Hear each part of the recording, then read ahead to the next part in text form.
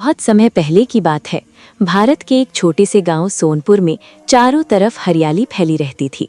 सुबह होते ही मुर्गे की बांग, मंदिर की घंटी और खेतों में काम करते किसानों की आवाज से पूरा गांव जाग उठता था। उसी गांव में रहता था रामदीन, एक सीधा साधा किसान। रामदीन के पास ज्यादा जमीन नहीं थी, लेकिन जो थी वो उसके लिए मंदिर से कम नहीं थी।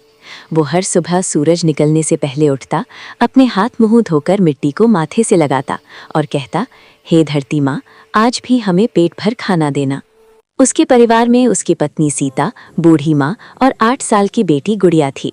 गुड़िया गांव के स्कूल में पढ़ती थी और बड़े होकर टीचर बनना चाहती थी। रामदीन उसकी बात सुनकर मुस्कुरा देता, हालांकि अंदर से उसे डर लगता था कि क्या वो अपनी बेटी का सपना पूरा कर पाएगा। गांव की जिंदगी आसान नहीं थी। कभी बारिश ज्यादा हो जाती, कभी बिल्कुल नहीं होती। उस साल भी बरसात ने धोखा दे दिया।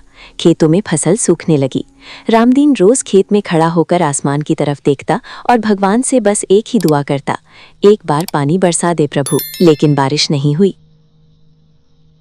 धीरे धीरे गांव में परेशानी बढ़ने लगी। कई किसान शहर जाने लगे, कुछ ने जमीन बेच दी। रामदीन की माँ बोली, बेटा शहर चले, यहाँ अब कुछ नहीं बचा। रामदीन ने मिट्टी को हाथ में लिया और कहा, माँ, जब तक सांस है इस मिट्टी को नहीं छोड़ूंगा। एक दिन गांव की पंचायत में सरकार की योजना के बारे में बात हुई, तालाब खुदाई और खेती के नए तरीके।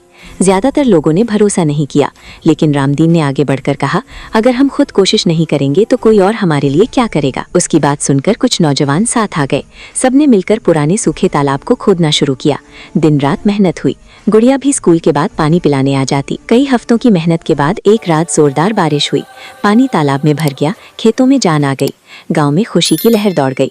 लोग ढोल बजाने लगे, बच्चे नाचने लगे। कुछ महीनों बाद फसल लहलहा उठी। रामदीन के खेत में पहली बार इतनी अच्छी पैदावार हुई। उसने सबसे पहले गांव के मंदिर में अनाज चढ़ाया और कहा, ये मेरी नहीं, हम सबकी जीत है। गुड़िया की पढ़ाई फिर से शुरू हो गई। कुछ सालों बाद वही गुड़िया गांव के स्कूल में टीचर बन गई। अब वो बच्चों को पढ़ाते हुए कहती, अपने गांव और अपनी मिट्टी पर भरोसा रखना। आज सोनपुर गांव फिर से हरा भरा है। लोग शहर नहीं जाते बल्कि गांव को संवारते हैं। और हर सुबह जब रामदीन सूरज को उगते देखता है तो मुस्कुरा कर कहता है, मिट्टी कभी धोखा नहीं देती।